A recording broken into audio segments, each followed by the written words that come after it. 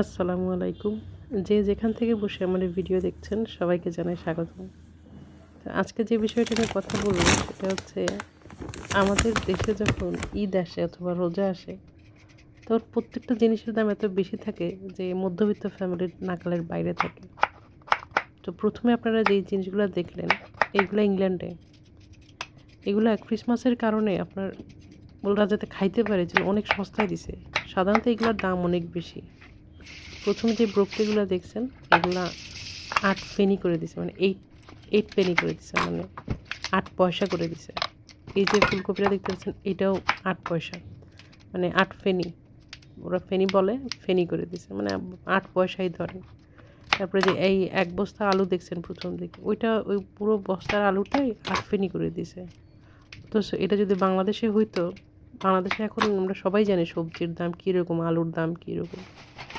তো আমাদের মুসলিম বিশ্বের মানুষ যেখানে মানে সময় মতো সব কিছুর দাম বাড়ায় দেয়, মানে আমাদের দেশে বিশেষ করে ধরেন বাংলাদেশে, সৌদিতে কিন্তু রোজায় কমায়। ইংল্যান্ডে দেখেন এরা কিন্তু মুসলমান না, এরা খ্রিস্টান। এদের দেশের মানুষ যেমনি খাইতে পারে এরা ওইভাবে করছে, দামগুলো নির্ধারণ করে দিচ্ছে। ৮ পেনি মানে বুঝতেছেন, মানে ৮টা পয়সা মাত্র ওই দেশে।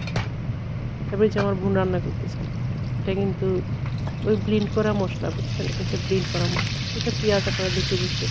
এই রান্নার গল্প আর কি বলবো, আমরা সবাই ছিল মোটামুটি কেউই বাদ নাই, সবাই জানি আমরা কী দিয়ে রান্না করি, এটা নিয়ে বলার কিছু নাই। যাই হোক, আর আসলে মেইন কথাটা হচ্ছে যে ওই দেশে সরকার এটলিস্ট তাদের জনগণের কথা চিন্তা করে।